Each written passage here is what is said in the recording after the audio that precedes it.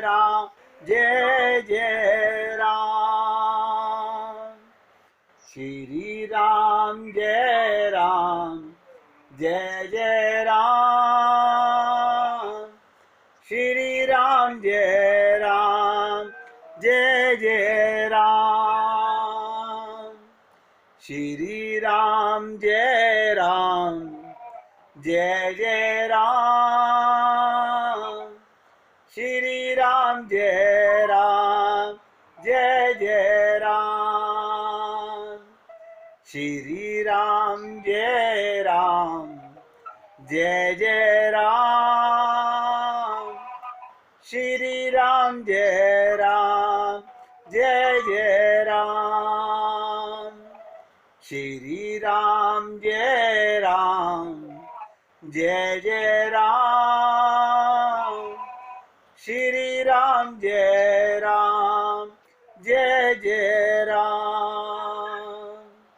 श्री राम जय जय राम। श्री राम जय जय राम। अब आप सब लोग बहुत एकाग्रचित होकर के, एकाग्र चित्त का मतलब क्या होता है? मन बुद्धि चित्त से एकाग्र हो जाना।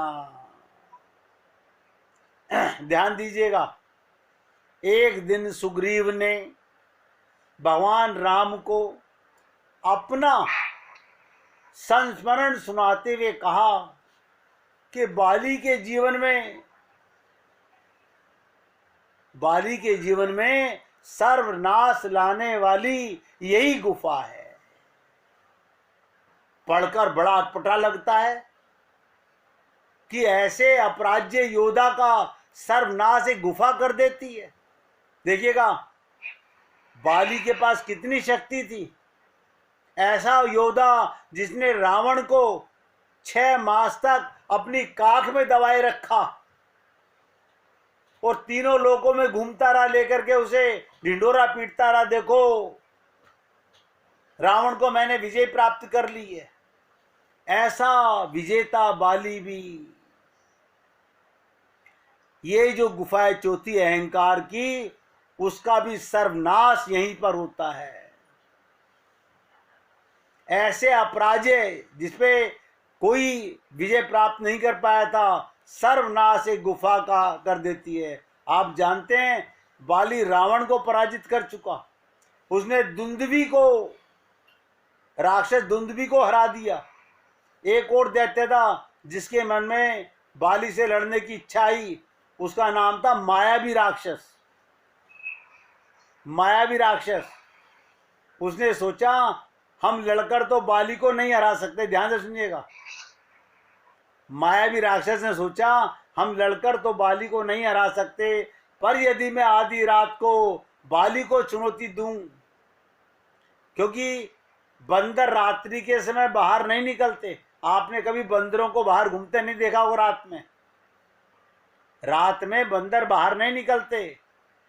इसलिए मायावी राक्षस ने रात को चुनौती दी। बाली भी डर के मारे अंधेरे में नहीं निकलेगा, ये सोच करके इस प्रकार मैं लौटकर घोषणा कर दूंगा कि बाली ने मेरी चुनौती स्वीकार नहीं की। इसलिए मायावी राक्षस कहता था मैं विजेता हो जाऊंगा। ये मायावी राक्षस को एहसास था कि इस प्रकार मैं रावण और दुंदुभी को हराने वाले बाली का विजेता बन जाऊंगा। ये सोचकर मायावी अर्धरात्रि को आकर बाली के राज्य में युद्ध की चुनौती देता है। बाली उसे अस्वीकार नहीं कर पाता। वो तुरंत घर से निकलकर मायावी का पीछा करता है। मायावी बाली से बचने का कोई उपाय ना देखकर एक गुफा में जाकर बैठ जाता है। ध्यान दीजिएगा, मायावी राक्षस गुफा में जाके बैठ जाता है। बाली यदि अंधेरी रात में ना निकलता, ध्यान से सुनिएगा, तो कोई समस्या नहीं आती। निकलने के बाद मायावी के पीछे पीछे अंधेरी गुफा में घुसता तब भी कोई समस्या की बात नहीं। पर यही बाली के चरित्र का दुर्भाग्यपूर्ण पक्ष है। वैसे हम देखें तो बाली सद्गुण और पुण्य का प्रतीक, और मायावी कौन? रामचरितमानस में मायावी राक्षस का परिचय क्या दिया गया? मैं सुत मायावी ते ही नाऊ, आवा सो प्रभु हमरे हुआ गाऊं। ये मायावी मैं दानव है, ये मैं दानव का लड़का है। मैं दानव ने ही लंका का निर्माण किया था। ये जो स्वर्ण की लंका है ये मैं दानव ने ही बनाई थी और उसे सजाया था।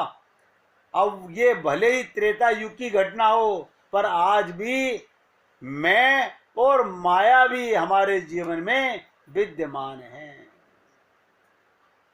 मैं अपने अंदर, हम सबके अंदर ये मैं जो है और ये माया भी जो है, ये कैसे प्रवेश कर जाती है? तुलसीदास जी से पूछा गया ये मैं दैत्य कौन है? तो उन्होंने अपने विनय पत्रिका में कहा, रचि मन धनुज मैं रूपधारी। बहुत ध्यान से सुनिएगा, ये मन ही मैं दानव है। हम लोग मन के सपनों के महल बनाते रहते हैं।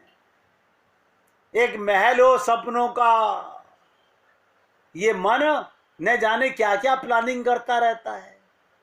तो मैं दानव कौन है? हमारा मन ही मैं दानव है। मायावी उस मैं का बेटा है, अर्थात मन का संकल्प। हम कहते हैं ना, मैंने अपने मन में संकल्प कर लिया कि मैं ये व्यापार करके रहूंगा, ये मकान बना के रहूंगा।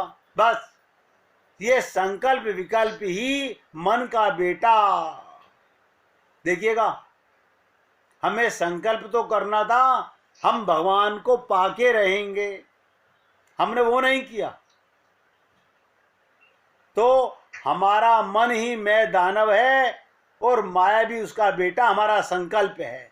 जब हम संसार में फंस जाते हैं, मन में उठने वाला यही संकल्प, बहुत ध्यान से सुनिएगा, मन में उठने वाला यही संकल्प बाली को चुनौती देता है। अब ये तो आवश्यक नहीं कि साधक बुराई से व्यर्थ भिड़ने की चेष्टा करे। साधक का लक्षण यही होता है, वो दुर्गुणों को लड़ने के लिए बाध्य करे। बुद्धिमान तो इसमें है दुर्गुणों से बचा जा सके, बुराइयों से बचे, वो बुद्धिमान व्यक्ति है। दुर्गुणों से दूर रहना चाहिए। लेकिन बाली के मन में एक नशा छा गया था, मैं पाप का, दुर्गुणों का विजेता हूं, मैंने रावण को जीता, मैंने सबको हरा दिया। इसलिए जब मैं का बेटा मायावी मन का संकल्प उसे चुनौती देता है तो उसे स्वीकार कर लेता है। और ध्यान से सुनिएगा, स्वीकार कर लेने के बाद उस पर्वत की गुफा में घुस जाता है, जिसके संबंध में कहा गया, परम बर्बर खर्व गर्व पर्वत चढ़ो। वो गर्व का पर्वत है और उसमें अहंकार की गुफा है। हम लोग, नारद जी भी इस अहंकार की गुफा में घुस गए। आप जब सुनेंगे ना कि ऐसा क्या कहा था कामदेव ने उनके कान में, जो कामदेव नारद जी के चरण छू रहा है, क्षमा मांग रहा है कि आप मुझे श्राप मत दीजिएगा, बस जाता जाता ऐसी बात बोल गया कि नारद जी भी अहंकार की गुफा में घुस गए। उसको समझने के लिए थोड़ा सा समय लगेगा, ध्यान से सुनिएगा। मायावी इसी अहंकार की गुफा में प्रवेश कर जाता है। बाली का अहंकार इतना बड़ा हुआ है, उसने सुग्रीव से कह दिया, मैं 15 दिन में इसको हरा दूंगा। ये दावा ही साधक के जीवन का दम्भ है। हमें कभी दावा नहीं करना चाहिए कि मैं ये काम इतने दिन में कर दूंगा। यदि साधक ऐसा मानता है, उसमें निश्चित ही दुर्गुणों को हराने की क्षमता है, और इतने दिनों में दुर्गुण विचारों को हराकर साधना में सफल प्राप्त कर लेगा। ये उसके अहंकार की घोषणा है। आप और हम लोग कभी अहंकार ना करें, वरना इस अहंकार की गुफा से, मैंने आपको बताया, बड़े बड़े बिरले नहीं निकल पाते। बाली ने ऐसी घोषणा करने की भूल की। उसने क्या कहा सुग्रीव से, 15 दिन के अंदर मैं इस राक्षस को मार के बाहर आ जाऊंगा। परिणाम क्या होता है, वो घोषणा सुग्रीव के मन में भ्रम की सृष्टि कर देती है। सुग्रीव के चरित्र का उज्जवल पक्ष ये है, वो अपने सामर्थ्य की सीमा जानते थे। देखा, सुग्रीव का सामर्थ्य, वो जानता था कि मेरी हिम्मत नहीं है कि मैं मायावी राक्षस को हरा सकूं।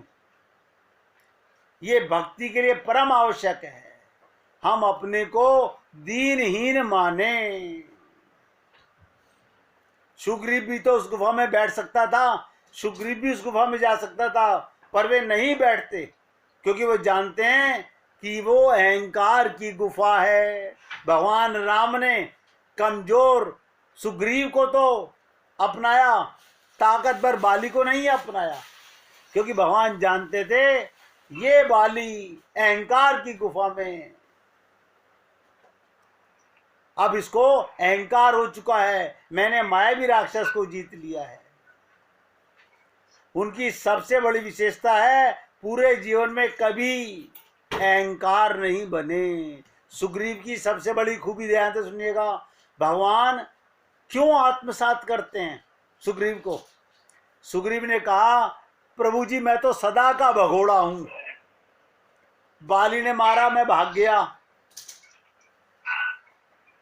देखिएगा, मायावी राक्षस को गुफा के बाहर देखा, मैं वहां से भाग गया। जब आपको और लक्ष्मण को देखा तो मैं हनुमान जी से क्या कहा, आप जाके मालूम कीजिए कहीं ये बाली के कोई भेद लेने तो नहीं आए हैं। अगर मुझे मालूम पड़ता आप बाली के आदमी हो, मैं यहां से भी भाग जाता। इसका मतलब भगवान राम ने सुग्रीव में एक ही चीज देखी, वो क्या, उसमें अहंकार नहीं था। ये अहंकार कहां होता है हमें पता नहीं चलता, नारद जी को भी पता नहीं चला। इसलिए मैंने आपसे निवेदन किया, जब नारद जी के अंदर अहंकार आ सकता है तो सोचिए बड़े से बड़े संत महात्मा के अंदर ये अहंकार की स्थिति आ सकती है। बाली का दुर्भाग्य, वो बड़ा साहसी होता हुआ भी दुर्गुण दुर्विचारों को चुनौती देता हुआ अहंकार की अतल गहराइयों में बैठ जाता है और सोचने लगता है मैं बुराइयों का विजेता हूं। परिणाम ये होता है, दुर्गुणों के विजेता का गर्व ही अंत में बाली के लिए घातक बन जाता है। बाली की मृत्यु क्यों हुई, बाली को भगवान राम ने क्यों मारा, उसके अहंकार को मारते हैं भगवान। बाली के ऊपर अर्थात अभिमान के ऊपर भगवान का बाण चलाया। एक एक शब्द ध्यान दीजिएगा, भगवान राम ने बाली के अहंकार को बाण से मारा, भगवान ने अभिमान को मारा। नारद जी के चरित्र में भी हम देखते हैं, वो चित्त की गुफा में समाधि में लीन थे, वहां से बाहर निकले, कामदेव से वार्तालाप करने लगे। ध्यान से सुनिएगा, कामदेव से चर्चा होने लगी। कामदेव ने नारद जी के चरणों में प्रणाम कर उनसे क्षमा मांगी। वो स्वर्ग में वापस लौटकर उसने नारद जी का गुणगान किया। पर इधर हम देखते हैं नारद जी चित्त की गुफा से निकलकर, भगवान के ध्यान की गुफा से निकलकर अहंकार की गुफा में बैठ जाते हैं। आप और हम लोग भी अभी तो हमारी मन बुद्धि चित्त की गुफा भी ऐसी नहीं है, मगर ये अहंकार सब में है, सब में है। अहंकार की गुफा में जिसमें बाली बैठा था, नारद जी ने भी अपने मन में विजेता का गर्व पाल लिया। नोट करो, नारद जी कैसे घुसे अहंकार की गुफा में। उन्हें घमंड हो गया, मैंने कामदेव को जीत लिया। ये अहंकार की गुफा है। मैंने कामदेव को जीत लिया। उनके मन में भी ये अहंकार आ जाता है। वे सोचने लगे जैसी सफलता मैंने प्राप्त की, देखिए नारद जी के मन में क्या आया, जैसा मैं सफल हुआ वैसी और किसी ने नहीं की। इसी को तुलसीदास जी ने नारद मोह के नाम से पुकारा। नारद से बढ़कर कौन जानता है, अहंकार सबसे घातक है। क्यों? नारद जी की जो दुर्दशा दिखाई है, भगवान उनके साथ जो करते हैं, सोच के देखिएगा। तो नारद जी से बढ़कर कोई नहीं जानता कि अहंकार सबसे घातक है। और मैं आप लोगों का अपने सहित बार बार निवेदन करूंगा, हमें कभी जीवन में अपने अंदर बार बार झांकते रहना चाहिए, किसी बात का मुझ में अहंकार तो नहीं है। देखिएगा, अगर कोई भी संत महात्मा ये अहंकार पाल ले कि मैं सत्संग करता हूं, मैं प्रवचन करता हूं, मैं इतना बड़ा ज्ञानी हूं, मैं इतना बड़ा संत महात्मा हूं, ये उसका अहंकार है। नारद जी ने काम पर विजय प्राप्त कर ली, उनको अहंकार हो गया कि कामदेव पर विजय प्राप्त मैंने कर ली। वो स्वयं भक्ति के आचार्य हैं, ध्यान से सुनिएगा, नोट कीजिए, नारद जी भक्ति के आचार्य हैं, इसलिए अहंकार की बुराई से सबसे पहले परिचित हैं।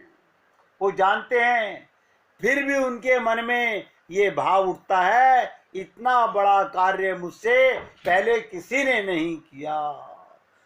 इसीलिए मैंने आपसे इसी बात को चित्त में रख करके ये बात कही थी कि बड़े बड़े ऋषि मुनि संत महात्मा भी, विश्वामित्र सरीखे भी, देखिएगा अहंकार पाल लेते हैं।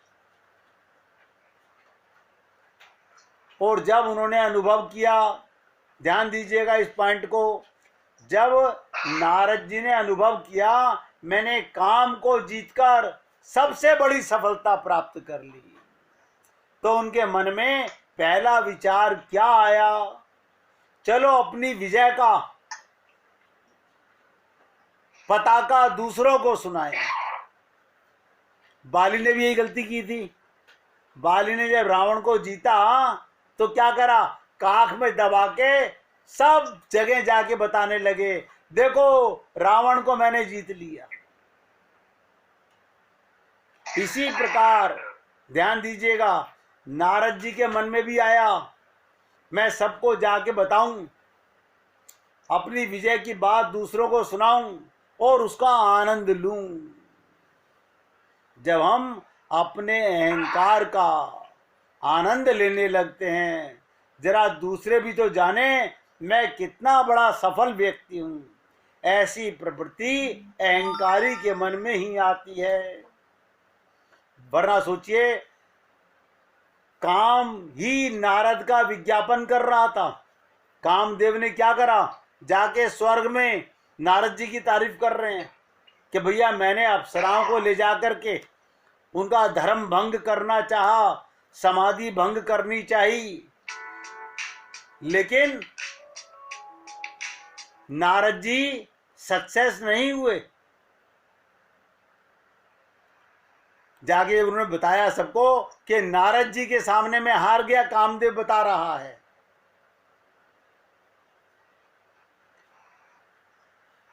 तो यही बात जब उसको पता था मेरी तारीफ दुनिया कर रही है, स्वर्ग के देवता तारीफ कर रहे हैं नारद जी की, तो मैं अपना परचम खुद क्यों लहराऊं।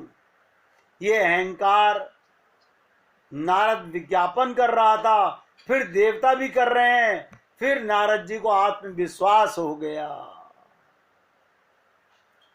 आत्मविश्वास हो गया। इसका मतलब जब देवता मेरी तारीफ कर रहे हैं तो मुझे भी जाके जमाने को बताना चाहिए। वो सबसे पहले कहाँ गए? शंकर जी के पास गए और शंकर जी को जाके क्या सुनाया? नारद जी को लगा शंकर जी भी काम के विजेता माने जाते हैं, शंकर जी ने तो काम को जला दिया था, भस्म कर दिया था, और मैंने भी काम को जीत लिया। तो आदमी सबसे पहले कहाँ जाता है कि शंकर भगवान ने भी काम को जीता, मैंने भी काम को जीता, चलो शंकर जी को जाके बताता हूं। अब ध्यान से सुनिएगा, यहां पर बहुत गहरी चर्चा है। तो जरा देखें मेरी विजय की बात सुनकर शंकर जी को कैसा लगता है, वो प्रसन्न होते हैं या ईर्ष्या के शिकार होते हैं? सुख आता कहां से है? देखिएगा, ये शुरुआत कहां से हुई? नारद जी के मन में ये अहंकार की शुरुआत कहां से हुई? बस यहीं से। आज मैं आपसे निवेदन कर रहा हूं, यहीं से मानस रोगों की शुरुआत होती है। मन के अंदर जो रोग है, मानस रोग, उनकी शुरुआत यहीं से होती है। यदि कोई गंगा में स्नान करने के पश्चात गंदे नाले में उतरेगा तो क्या नाले की गंदगी उसे दूषित नहीं करेगी? आप सोचिएगा। नारद जी के साथ भी ऐसा ही हुआ। समाधि में, सत्कर्म में, भगवान का दर्शन करते हुए पुण्य से उतरकर वो अहंकार की गंदगी में चले गए। नारद जी भी तुर्यावस्था में भगवान का ध्यान कर रहे थे चित्त की गुफा में, और वहां से निकलकर अहंकार की गुफा में घुस गए। जब वे शंकर जी के पास पहुंचकर अपनी विजय गाथा सुनाने लगे, ध्यान से सुनिएगा, शंकर जी के पास जाके बोले कि आपने तो कामदेव को भस्म कर दिया था, आप अपने क्रोध पर विजय प्राप्त नहीं कर सके। ध्यान दीजिएगा, शंकर भगवान को भी नीचा दिखा रहे हैं। नारद जी क्या कह रहे हैं?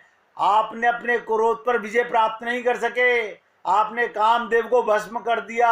मैं देखो, मुझे क्रोध भी नहीं आया, काम पे भी विजय प्राप्त कर ली, और मुझे लोभ भी नहीं आया। और मैंने उसको विचलित कर, तो कहते हैं जब काम ने मुझ पर आक्रमण किया मैं विचलित नहीं हुआ और उसे क्षमा कर दिया। इंद्र तो व्यर्थ ही डर रहा था, मुझे तो स्वर्ग का कोई लोभ नहीं है। नारद जी अपने मुंह मियां मिट्ठू बन के भगवान शंकर से तारीफ कर रहे थे। तब ये सुनकर शंकर जी मुस्कुराए। शंकर जी मुस्कुराए। क्यों? शंकर जी वैद्य हैं, गुरु हैं। ध्यान से सुनिएगा, वो वैद्य हैं, वो जानते हैं, वो समझ गए कि नारद को रोग लग गया अहंकार का, वो जानते थे इस बात को। उन्होंने नारद जी के रोग को, शंकर जी ने भी तो माफ कर दिया ना कामदेव को। हाँ, उसे तो जला ही दिया था, माफ कर दिया, लेकिन उन्होंने किसी से जाके चर्चा नहीं की। नारद जी ने आकर के अपनी तारीफ के पुल बांधे के देखो, बल्कि शंकर जी को छोटा साबित किया। क्या कहा शंकर जी से? आपने तो क्रोध किया उस पर, उसको जला दिया, देखो मैंने क्रोध भी नहीं किया, मैंने क्रोध भी नहीं किया, मैं आपसे बड़ा त्यागी हो गया। भगवान शंकर समझ गए कि नारद जी को रोग पकड़ लिया है। जब नारद जी ने आत्मकथा सुनाकर पूछा, ध्यान से सुनिएगा, जब नारद जी ने अपनी पूरी आत्मकथा सुनाकर पूछा कि महाराज आपको विजय का समाचार मेरा कैसा लगा, कोई व्यक्ति अपनी तारीफ जाके बताए, मैंने ये कर लिया, मैंने ये कर लिया, तो शंकर भगवान को पूरी कथा सुना के नारद जी पूछ रहे हैं, आप सच सच बताइएगा, आपको मेरी बात कैसी लगी? तो शंकर जी बोले, ध्यान से सुनिएगा, ये बात माया का सुख पाकर, ये संसार का सुख पाकर हम सब भी यही हाल करते हैं, फूल जाते हैं। हमारे गुरुदेव कहते थे, बीए पास के सामने मैट्रिक पास आ जाए तो बीए पास फूल जाता है, बीए पास के सामने एमए पास आ जाए तो एमए पास फूल जाता है, बीए पास पिचक जाता है। लोगों के मन में भी मैं धनवान हूं, एमएलए के सामने एमपी खुश होता है, मैं कितना बड़ा नेता हूं, एमपी के सामने जो कैबिनेट मिनिस्टर होता है वो फूल जाता है, उसके आगे पीएम फूल जाता है। ये सब में बीमारी है। तो यहां पर नारद जी ने पूछा, ये हम सबके अंदर कमी है, हम तो स्वीकार करते हैं इस बात को। अब देखिएगा, हमारे को क्या समझना है, कैसे अपनी त्रुटि को मिटाना है। जो बात शंकर भगवान ने कही नारद जी को, शंकर जी क्या कहते हैं नारद जी को, हम सबको भी अपने गुरु और संत महात्माओं से बार बार के, हमारे को संत महात्मा बार बार सावधान करते हैं, फूलो मत, बिखर जाओगे। बहुत से लोग सत्संग में लीला सुनाते हैं, आंसू आने लगते हैं, वो समझते हैं हम तो आंसू आ गए, भक्त बन गए, अभिमान होने लगता है। तो भगवान शंकर ने क्या कहा नारद जी से, बोले, बार बार बिन बहु मुनि तो ही, हे मुनि, हे नारद मुनि, बार बार बिन बहु मुनि तो ही, मैं तुमसे बार बार विनती करता हूं। बताइए, भगवान शंकर नारद जी से कह रहे हैं कि मैं तुझसे बार बार विनती करता हूं। क्या कह रहे हैं, जिम ये कथा सुनायऊ मोही, जिमी ये कथा सुनायऊ मोही, जैसे तुमने ये कथा मुझे सुनाई है, तिमी जनी हरि सुनायऊ कबहू। क्या मतलब, जैसे तुमने ये कथा अपना प्रचार, अपने गुणगान मेरे सामने किए, उस प्रकार कभी भूल के भी भगवान के सामने विष्णु भगवान को मत सुनाना। देखिएगा, निवेदन कर रहे हैं, विनती कर रहे हैं। बताइए, शंकर भगवान नारद जी से। यही नारद जी को और बड़ा घातक लगेगा कि देखो, मेरी तारीफ चाहते आगे ना जाए, क्यों, विष्णु भगवान के पास मेरी तारीफ ना पहुंच जाए। भगवान शंकर कह रहे हैं, मैं तुम्हें भगवान हरि की, भगवान हरि को कभी मत सुनाना, विष्णु जी को चर्चा भी चले तो इसको छिपा लेना, मत बताना। कथा की इतनी संक्षिप्त और कठोर आलोचना शायद ही कहीं की गई हो।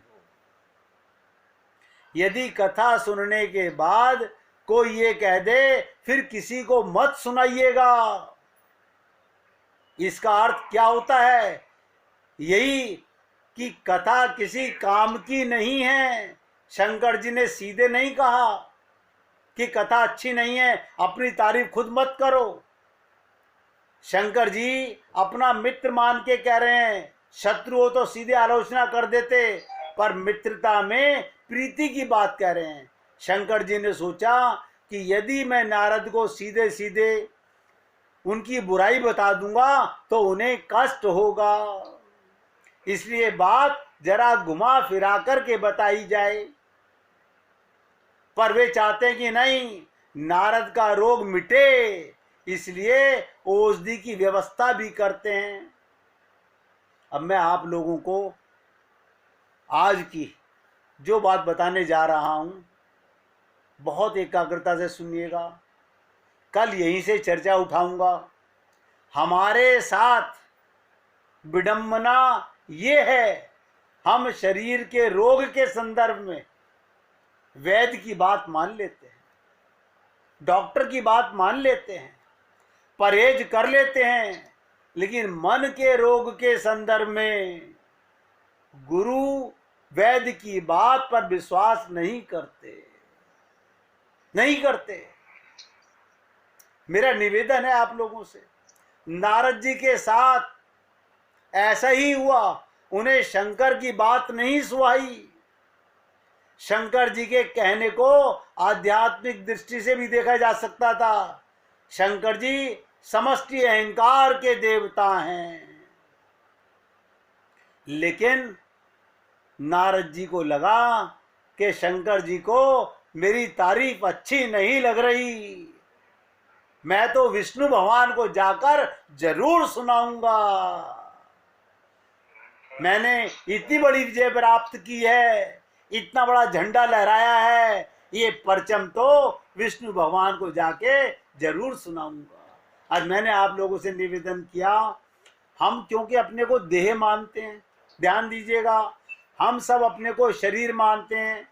डॉक्टर ने देह के रोग के लिए कहा, हमारा मुंह लटक जाता है, हम घर में आके कहते हैं अब घी बिल्कुल मत डालना। पत्नी कहती है कल तक तो कहते थे खूब घी डाल के दिया करो, नहीं अब मत डाल के देना घी, अब मैं चीनी भी नहीं खाऊंगा, डॉक्टर साहब ने कह दिया है घी खाओगे तो मर जाओगे। चेहरा लटक गया। देखिएगा, शरीर के रोगों के लिए हम मरे से हो जाते हैं, लेकिन मन के रोग को कोई मानने को तैयार नहीं होता।